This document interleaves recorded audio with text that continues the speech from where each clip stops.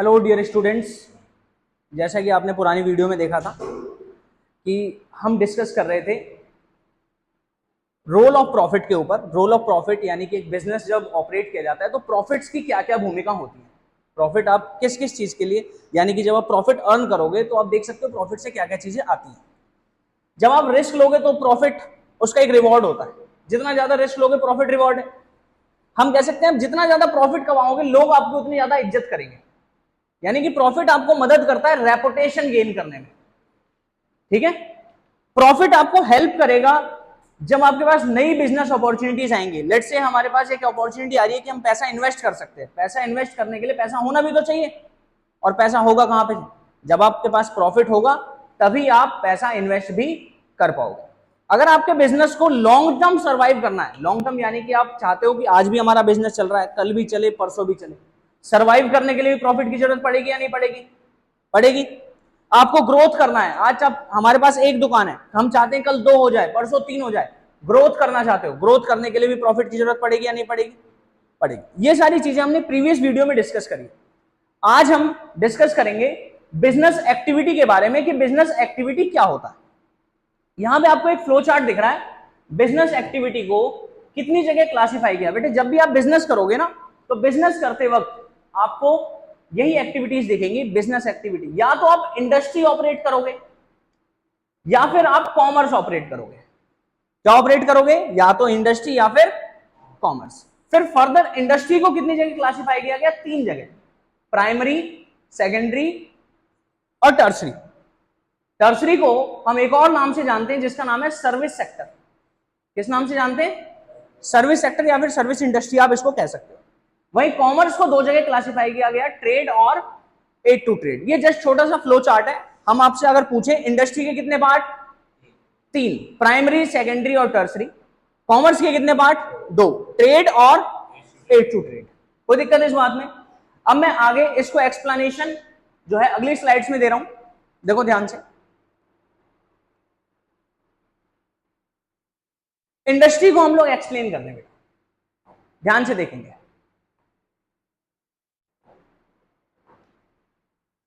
Industry, industry refers to the group of business. बेटे group of business का मतलब, हम एक इंडस्ट्री का नाम लेते हैं, जैसे सीमेंट इंडस्ट्री। सीमेंट बनाने वाली कंपनीज कौन कौन सी? अल्ट्राटेक, अंबुजा, बांगर, ब्यूरागार्ड, ठीक है, एसीसी, बहुत सारी है। ठीक है, तो ये सारी की सारी इंडस्ट्री, ये सारी की सारी सीमेंट कंपनीज एक इंडस्ट्री के अंदर फॉल करती है। उस इंडस्ट्री का नाम है cement industry. Industry refers to the group of business. Group का मतलब कई सारे बिजनेस को मिलाकर एक ग्रुप बनाया जाता है, तो group of business involve in same kind of activity. किसमें इन्वॉल्व हो बेटे?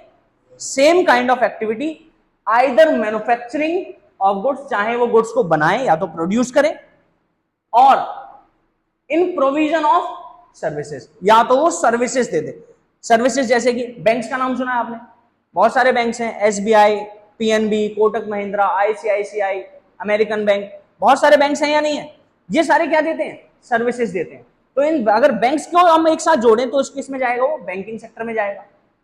बात समझ में आती है? वो कौन सी इंडस्ट्री है? Banking industry. चले आगे, अब सुनिए। इंडस्ट्री को कितनी जगह क्लासिफाई किया गया? 3 जगह। बेटे 3 जगह कौन कौन सी हैं? प्राइमरी, सेकेंडरी और, अब प्राइमरी को देखो बेटे, प्राइमरी का मतलब क्या होता है? हम बच्चे जब छोटे छोटे होते हैं तो स्कूल में एडमिशन लेते हैं ना। स्कूल में एडमिशन क्या होता है? सबसे पहली क्लास कौन सी होती है? प्राइमरी, है ना, जिसको प्राइमरी बोलते हैं। प्राइमरी के अंदर नर्सरी, एलकेजी, यूकेजी सब आ जाता है। तो प्राइमरी क्लासेस की अगर बात की जाए तो बिल्कुल जहां से बेस होता है, आप बताओ किसी भी चीज का बेस कहां से आएगा? आप किसी भी सेक्टर में चले जाओ। लेट से मैं हमारी जो कंपनी है वो चीनी बनाने की, हम चीनी बनाते हैं। चीनी का ब्रांड आपको पता है कोई सा? टाटा। चलो मैं बता देता हूँ। एक मोदी के नाम से आती है, मोदी शुगर। एक मवाना के नाम से आती है, मवाना शुगर। चीनी बनती कैसे? किससे बनती है बेटे चीनी? चीनी बनती है गन्ने से। गन्ना कहां से आता है? खेतों से। खेतों का मतलब क्या है? एग्रीकल्चर। क्या है? एग्रीकल्चर। अब ये बताओ, गन्ना उगाने के लिए लगाना क्या पड़ता है? जमीन में क्या लगाना पड़ता है? बेटे गन्ना लगाने के लिए गन्ना ही लगाना पड़ता है। गन्ना लगाने के लिए सीड नहीं लगता, गन्ना लगाने के लिए क्या लगता है, गन्ना ही लगता है, क्योंकि उसके छोटे छोटे टुकड़े किए जाते हैं और फिर उसको लगाया जाता है। क्या मैं कह सकता हूं कि उसी गन्ने से दूसरा गन्ना बन रहा है? यानी कि यह है जनरेशन बेस्ड। जब आप जनरेशन की बात करते हो, जेनेटिक्स की बात करते हो, तो वो आता है जेनेटिक इंडस्ट्री के अंदर। किसके अंदर आता है? जेनेटिक के अंदर, जहां पर रिप्रोडक्शन हो रहा हो। क्या हो रहा हो बेटे? रिप्रोडक्शन। आपने क्लास 10 तक पढ़ा होगा रिप्रोडक्शन, आपने ह्यूमन रिप्रोडक्शन के बारे में पढ़ा है, लेकिन क्या आपने एग्रीकल्चर रिप्रोडक्शन के बारे में पढ़ा? प्लांट्स के बारे में पढ़ा ना? तो प्लांट्स में एक बीज से क्या बनता है, उसका फिर पेड़ बनता है।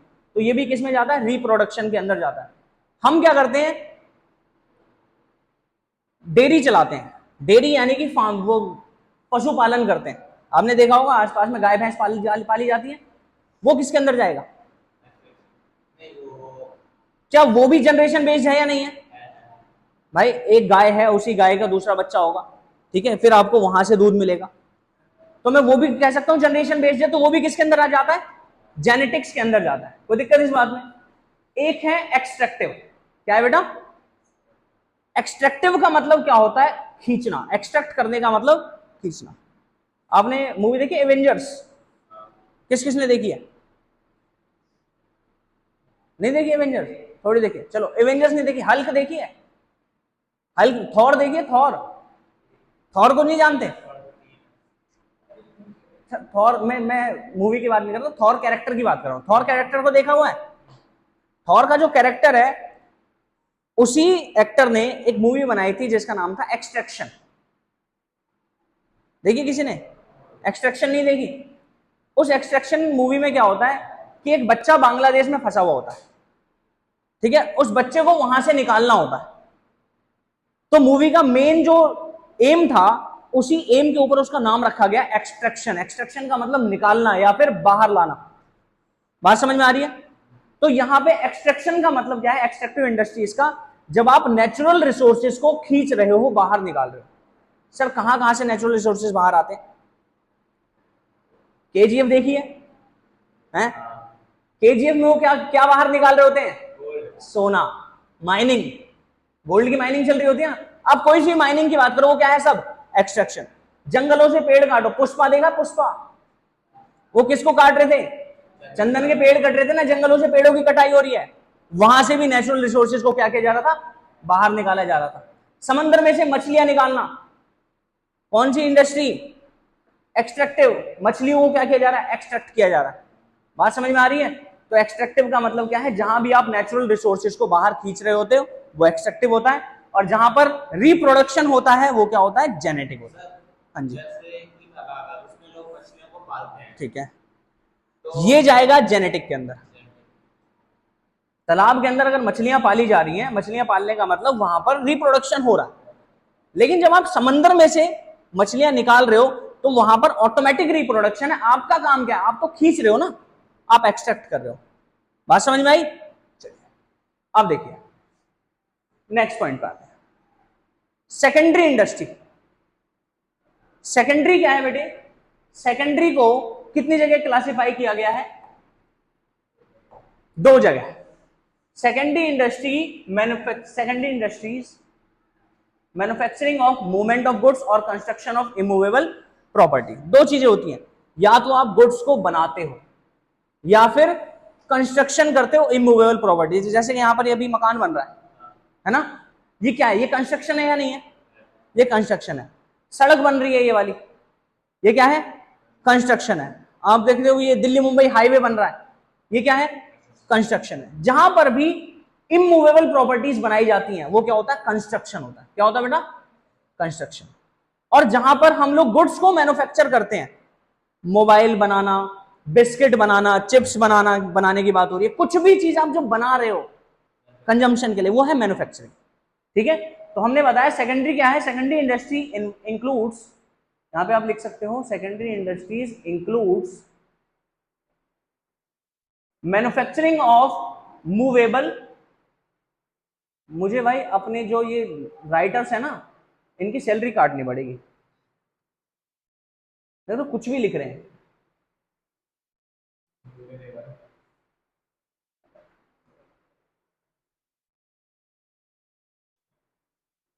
मैन्युफैक्चरिंग ऑफ मूवेबल गुड्स और कंस्ट्रक्शन ऑफ इमूवेबल प्रॉपर्टी, दोनों चीज आ गई। तो देखो बेटे, so secondary industry can be classified into two categories. कौन कौन सी कैटेगरीज? Manufacturing and construction. अब बेटे यहां पर बहुत ही डीप डिस्कशन स्टार्ट होने वाला है मैन्युफैक्चरिंग के ऊपर, और बहुत ही इंटरेस्टिंग है।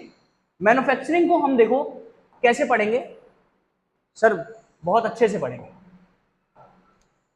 Manufacturing refers to change in existing situation of any raw material as change in existing situation of raw material as some finished goods by doing some work on it। Sir क्या मतलब हुआ? पानी की बोतल है किसी पे? कोई लाया? चलो रख, बैठ जाओ।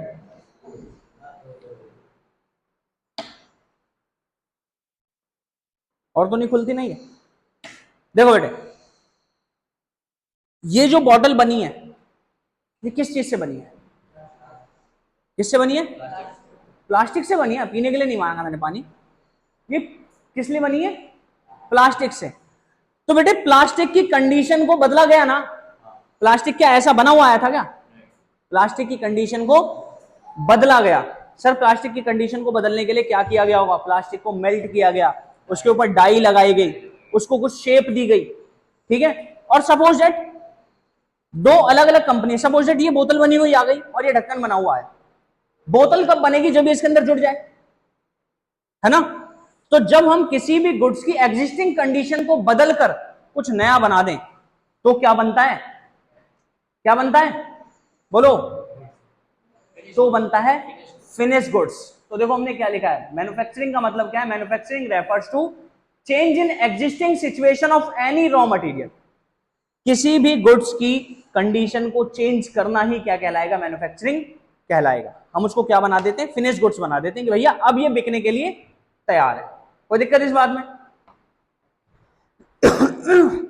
तो अब देखो मैन्युफैक्चरिंग जो है ना, manufacturing industry can be categorise into 4 categories या फिर 4 टाइप्स। कितनी जगह कैटेगराइज किया गया मैन्युफैक्चरिंग को? 4 जगह। सर वो 4 जगह कौन कौन सी हैं? देखो बेटे 4 जगह कौन कौन सी है। सबसे पहली जो जगह है, या सबसे पहला हम बता सकते हैं कि पहला है सिंथेटिक। क्या लिखा हुआ है? Sir what do you mean bye synthetic? Synthetic का मतलब होता है जहां पर आप बहुत सारे रॉ मटेरियल्स को मिलाकर एक नया गुड्स बनाते हो। किसको मिलाकर? बहुत सारे रॉ मटेरियल्स को मिलाकर नया प्रोडक्ट बनाते हो, वो क्या कहलाता है? सिंथेटिक कहलाता है। अगर मेरी फैक्ट्री जो है वो दवाइयां बनाने की है, तो दवाइयां बेटे एक ही चीज से बनेंगी या तरह तरह चीजें की जड़ी बूटियां लगेंगी उसके अंदर? अलग अलग तरीके के मटेरियल्स लगेंगे। उन सारे मटेरियल्स को एक साथ कंबाइन करके क्या बना दिया मैंने? बोलो क्या बनाया? एक प्रोडक्ट बना के तैयार किया। वो प्रोडक्ट कौन सी इंडस्ट्री के अंदर बनके तैयार होगा? सिंथेटिक के अंदर। किसके अंदर बनके तैयार होगा? सिंथेटिक के अंदर। अगर मैं सिंपल एक डायग्राम ड्रॉ करने की कोशिश करूं तो देखो, raw material, raw material, raw material, raw material, 4-5 तरीके के रॉ मटेरियल्स मिला दिए। इन सबको हमने एक जगह कलेक्ट कर दिया और ये एक जगह कलेक्ट होके क्या बन गया? ये बन गया फिनिश गुड्स। बात समझ में आती है? रॉ मटेरियल्स को मिलाकर जब एक फिनिश गुड बनके तैयार हो तो कौन सी इंडस्ट्री है? सिंथेटिक। कोई दिक्कत इस बात में? चलिए आगे चलते हैं। एग्जाम्पल में आप लिख सकते हो मेडिसिन। दूसरा बेटे एनालिटिकल। समझना एनालिटिकल का मतलब क्या है। डेफिनेशन तो आप खुद भी पढ़ लोगे, मैं बताता हूं एनालिटिकल का मतलब। एनालिसिस शब्द सुना है आपने? एनालिसिस सुना है पहले? नहीं सुना? ये वर्ड है एनालिसिस।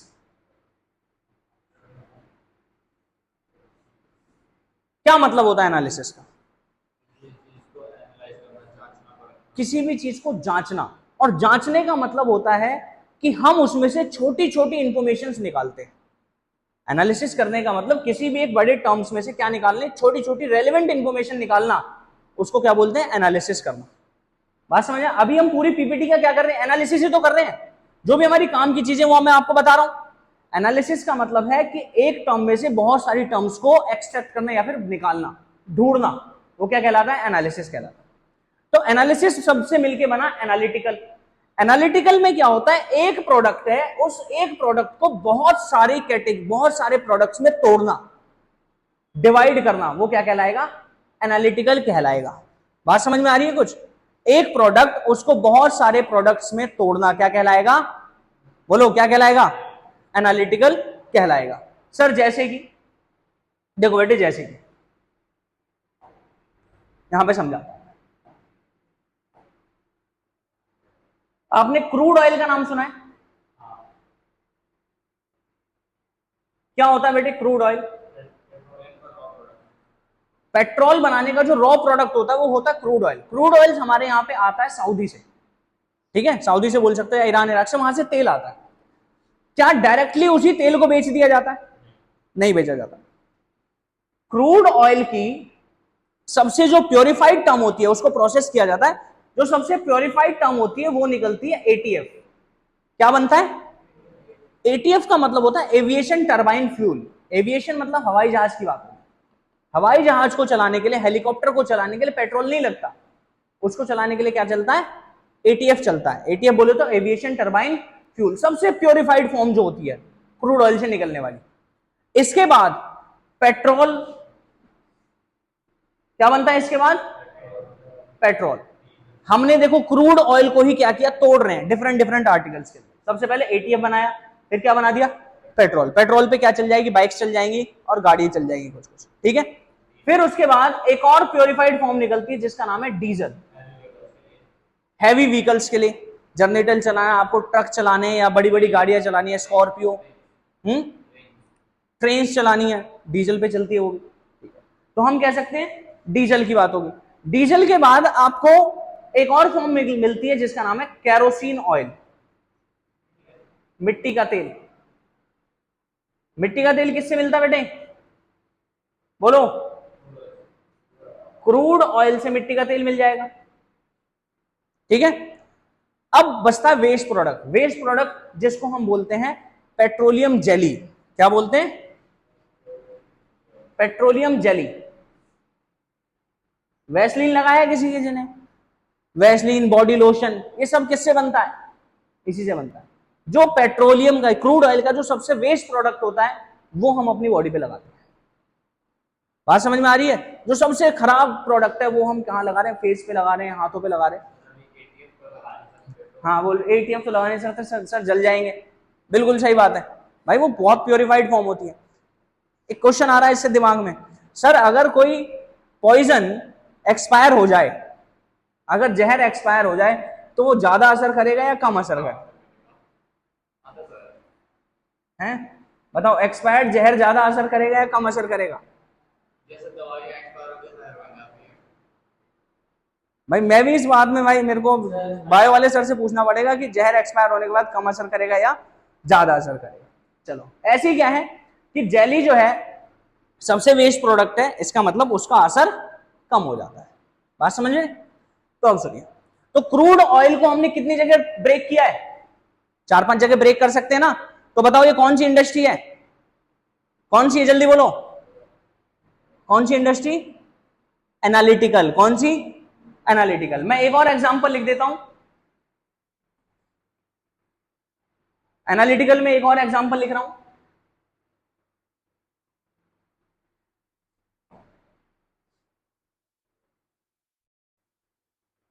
Dairy products.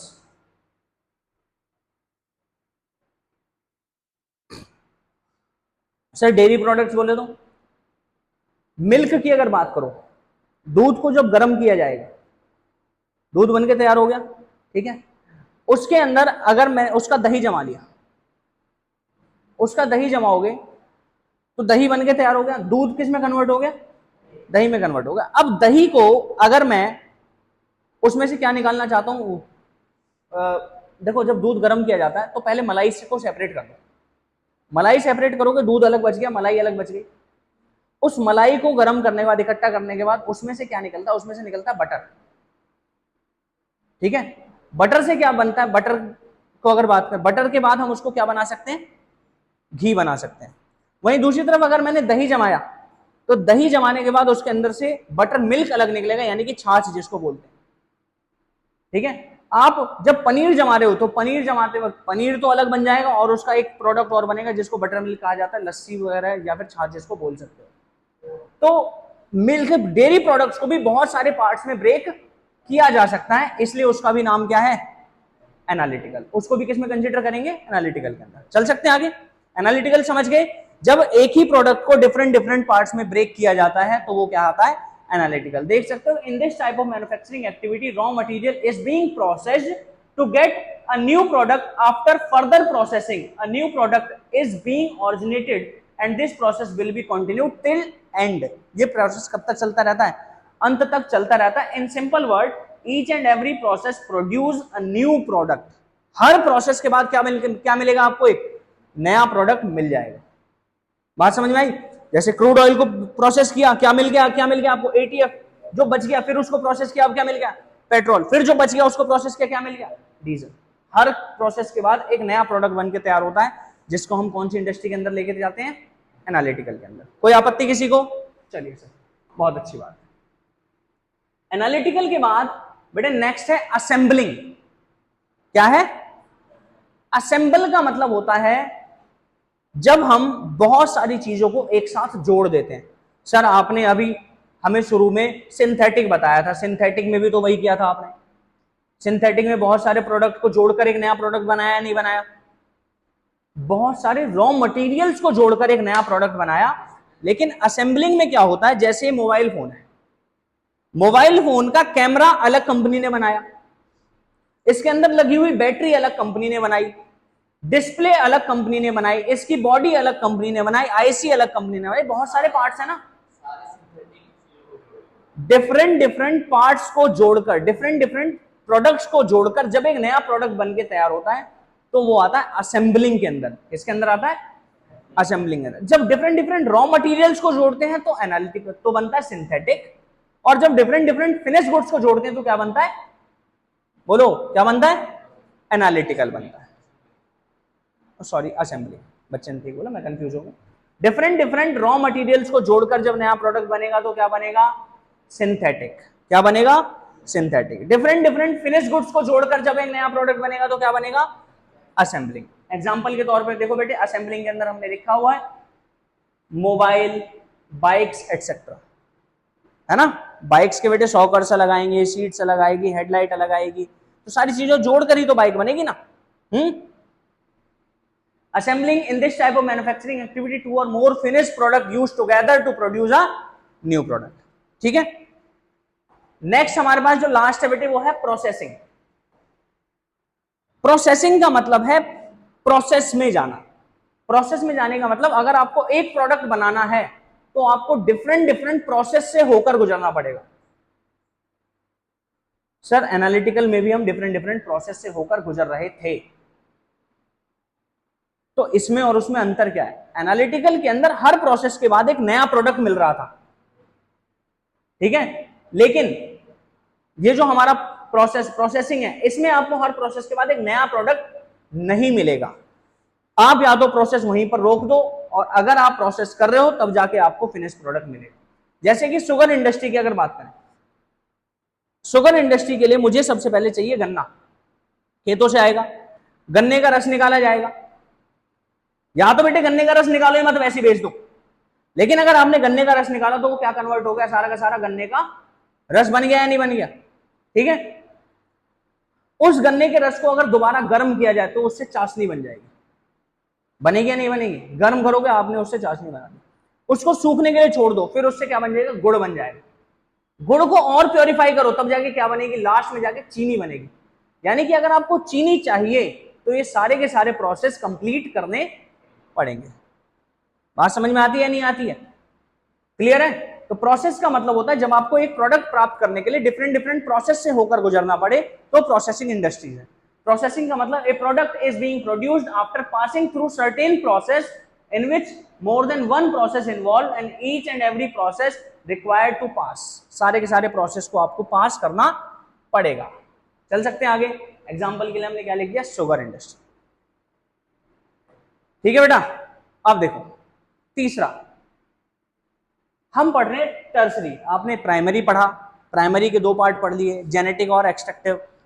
सेकेंडरी पढ़ा, सेकेंडरी के कितने पार्ट पढ़ लिए, चार।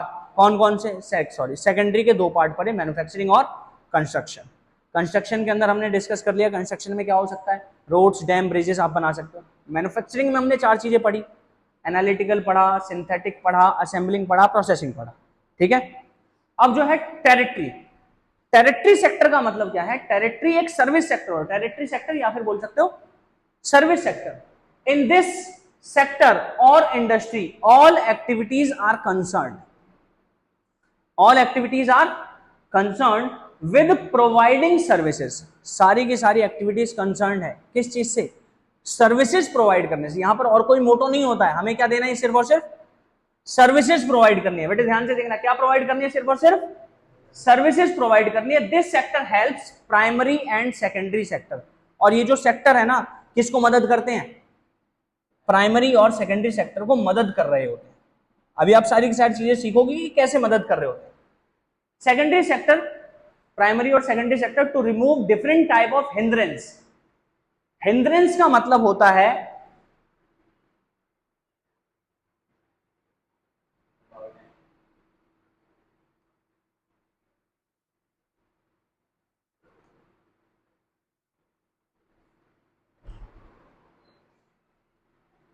कमियां। क्या होता है बेटे हिंड्रेंस का मतलब, कमियां।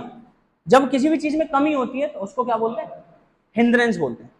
ध्यान समझ में आता है, क्या बोलते हैं बेटा, हिंड्रेंस। किसी भी चीज की कमी को हिंड्रेंस कहा जाता है। तो आप सुनेंगे ध्यान से, बेटा हिंदी मेरी थोड़ी सी खराब है, ध्यान से समझ लेना। पता नहीं छोटी की मात्रा आएगी बड़ी की मात्रा आएगी, लेकिन लिखा मैंने कमियां ही है। अब सुनो, टाइप्स ऑफ टेरिटरी सेक्टर, यानी कि जो तीसरा सेक्टर है टर्सरी सेक्टर, उसके टाइप्स क्या क्या। इसके अंदर कम्युनिकेशन आता है। क्या आता है बेटे, what do you mean by communication. मुझे अगर किसी से बात करनी है तो किसके अंदर जाता है, कम्युनिकेशन के अंदर। कम्युनिकेशन कैसे कैसे होगा, फोन पे हो सकता है, टेलीफोन पे, मैं चिट्ठियां लिख के दे सकता हूँ, ईमेल कर सकता हूँ, बहुत सारे माध्यम है कम्युनिकेशन का मतलब। अब सर ये कम्युनिकेशन किसको मदद कर रहा होता है, प्राइमरी और सेकेंडरी सेक्टर को हेल्प कर रहा होता है, नहीं कर रहा होता है। प्राइमरी सेक्टर क्या था, एक्सट्रैक्टिव और जेनेटिक। सेकेंडरी सेक्टर क्या था, मैन्युफैक्चरिंग ऑफ गुड्स। ठीक है, मैन्युफैक्चरिंग ऑफ गुड्स। आप बेटे प्राइमरी सेक्टर में भी अगर आपने उगा लिया, गन्ना उगा लिया, प्राइमरी सेक्टर के अंदर उगेगा, लेकिन उस गन्ने को कहां पहुंचाना है, सेकेंडरी सेक्टर में पहुंचाना है, नहीं पहुंचाना है, क्योंकि भाई उसी गन्ने से ही तो क्या बनेगा, आगे चल के चीनी बनेगी। तो आपको वहां तक पहुंचाना है, उसके लिए फोन पर बात करनी पड़ेगी ना कि भैया हमारे पास हमारा जो 1000 टन गन्ना है वो हमारी फैक्ट्री पहुंचा दो। कम्युनिकेट करना पड़ेगा या नहीं करना पड़ेगा। तो बिना कम्युनिकेशन के तो वो काम तो होने से रहा। अगर आपको गन्ना उगाना भी है, गन्ना उगाने के लिए आपको पैसा चाहिए या नहीं चाहिए, पैसा कौन देगा, पैसा देगा बैंक। देखो बेटे इन सब के बिना वो काम हो ही नहीं सकता। आप कोई सा भी सेक्टर उठा के देख लो। दूसरा क्या है, ट्रांसपोर्टेशन। गन्ने को एक जगह से दूसरी जगह पहुंचाने के लिए किसकी जरूरत पड़ेगी, ट्रांसपोर्टेशन की जरूरत पड़ेगी। एडवर्टीजमेंट, आपको एडवर्टाइज करना पड़ेगा कि हमारा प्रोडक्ट बन के तैयार है, आप सामान खरीद सकते हैं। ठीक है, क्योंकि जब तक बताओगे नहीं बिकेगा ही नहीं, जो दिखता है वही बिकता है। एडवर्टीजमेंट। स्टोरेज, सर स्टोरेज का मतलब क्या हुआ, आपने प्रोडक्शन किया है आज, लेकिन उसकी जो सेल होगी पूरे साल होगी या नहीं होगी, पूरे साल होगी ना भाई। आम का सीजन चल रहा है अभी, लेकिन क्या आपको पूरे साल आम मिल सकता है, मिल सकता है, स्टोर करके रखा गया हो तो। मैंगो शेक मिलेगा नहीं आपको पूरे साल, मिलेगा। चीनी, गन्ने की खेती सीजन में ही तो होती है, लेकिन क्या चीनी पूरे साल मिलती है नहीं मिलती, क्या गन्ने का जूस पूरे साल मिलता है नहीं मिलता है, मिलता है। पूरे साल आपको चीजें मिलेंगी। चावल सीजन में ही तो उगेगा, लेकिन क्या पूरे साल नहीं मिलेगा। गेहूं सीजन में उगेगा, लेकिन मिलेगा कब, पूरे साल। ये कब पॉसिबल है, जब आपने गुड्स को सही तरीके से स्टोर करके रखा हो। स्टोरेज का मतलब होता है वेयर हाउसिंग। बात समझ में आती है, स्टोरेज या फिर वेयर हाउसिंग। इसकी मदद से ही आप क्या करते हो, एक गुड्स को डिफरेंट समय पर इस्तेमाल कर पाते हो। Is it clear. फिर क्या बेटा, इंश्योरेंस। इंश्योरेंस की अगर बात करें, आपको गुड्स को अगर प्रोटेक्ट करके रखना है, भाई मेरे गुड्स गोडाउन में गुड्स रखा हुआ है, मेरे को डर है कि आग लग सकती है, गुड्स जल जाएगा, तो उसको प्रोटेक्ट करके रखने के लिए क्या करना पड़ता है, इंश्योरेंस करवा के रखना पड़ता है। ठीक है, इंश्योरेंस के बाद लास्ट है हमारा बैंकिंग। बैंकिंग आपको मैंने बता ही दिया, लोन वगैरह लेना हो या फिर बैंक से आप पेमेंट करना चाहते हो तो बैंकिंग फैसिलिटीज आपको देखनी पड़ेगी। चलिए अब देखो बेटे, अब मैं एक्सप्लेन कर रहा हूं कॉमर्स के बारे में। What do you mean by commerce? Sir क्या होता है कॉमर्स? देख सकते हैं आप, commerce refers to all those activities which helps directly और indirectly in distribution of goods across all over the world. क्या मतलब है कॉमर्स का? मतलब जो कि मदद करता है आपको गुड्स को डिस्ट्रीब्यूट करने में। क्या करने में बेटे? डिस्ट्रीब्यूट करने का मतलब है बांटना। क्या मतलब है? बांटना। चलो मैं एक छोटा सा क्वेश्चन पूछ लेता हूं इस टॉपिक से अलग। मैथ्स किस किस के पास है? मैथ वाले बच्चे कौन कौन से? 5 बच्चे मैथ वाले। चलो ठीक है, अब सुनिए, हम क्या बता रहे थे अभी? कॉमर्स। कॉमर्स का मतलब है वो सारी एक्टिविटीज जो कि किससे रिलेटेड होंगी? गुड्स को डिस्ट्रीब्यूट करने से। किस चीज से रिलेटेड? गुड्स को डिस्ट्रीब्यूट करने से, चाहे डायरेक्टली या फिर indirectly. Commerce related with those activity which helps in distribution of goods directly और indirectly all over the world. सामान चाहे यहां से अमेरिका भेजना हो, चाहे हिंदुस्तान के किसी भी कोने में भेजना हो, वो किससे रिलेटेड है? कॉमर्स से रिलेटेड है। चल सकते हैं आगे? तो बेटे देखो, कॉमर्स के फंक्शन की बात करें, function of commerce, commerce helps in removing hindrance of. Hindrance का मतलब क्या बताया था बेटे? कमी। सर कॉमर्स कौन कौन सी कमियों को दूर करता है? कॉमर्स दूर करता है पर्सन की कमियों को। सर पर्सन की कमियों को क्या मतलब है? पर्सन की कमियों को दूर करता है, दो लोग एक दूसरे को अपने से दूर समझते हैं, ठीक है, कमियां समझ लो, कमियां बोल लो या फिर दूरियां बोल लो, ठीक है, दूरी को ये रिमूव कर रहा है। दो पर्सन, एक यहां है और दूसरा विदेश में, दोनों को एक दूसरे से बात करनी है, कैसे करेंगे? कम्युनिकेशन के माध्यम से। और बताओ कम्युनिकेशन हमने टेरिटरी सेक्टर में पढ़ा या नहीं पढ़ा? कॉमर्स मदद करेगा दो लोगों की दूरियों को दूर करने के लिए, दूरियों को दूर करने के लिए, यानी कि दोनों की नजदीकियों को बढ़ाने के लिए कॉमर्स मदद करेगा। बात समझ में आ रही है? तो कॉमर्स हेल्प्स इन रिमूविंग, क्या रिमूव कर रहा है बेटे? हिंड्रेंस ऑफ पर्सन, दो पर्सन की दूरियों को दूर कर रहा है। दूसरा हिंड्रेंस ऑफ प्लेस, एक जगह से दूसरी जगह। अगर आपको एक जगह से दूसरी जगह जाना है तो बताओ किसका इस्तेमाल करोगे? ट्रांसपोर्टेशन का। ट्रांसपोर्टेशन किसके अंदर पढ़ा मैंने? टेरिटरी सेक्टर के अंदर। किसके अंदर पढ़ा? टेरिटरी सेक्टर भी बेटे मदद कर रहा था ना। तो अभी फिलहाल आपको किसमें? कॉमर्स और टेरिटरी सेक्टर लगभग सेम है, बिना टेरिटरी सेक्टर के कॉमर्स नहीं बनेगा, ये बात ध्यान रखना। तो कॉमर्स प्लेस को रिमूव करेगा। देखो पर्सन को रिमूव करने के लिए हम किसको पढ़ेंगे? कम्युनिकेशन को पढ़ेंगे, है ना। प्लेस को रिमूव करने के लिए हम लोग किसे पढ़ेंगे? ट्रांसपोर्टेशन को पढ़ेंगे।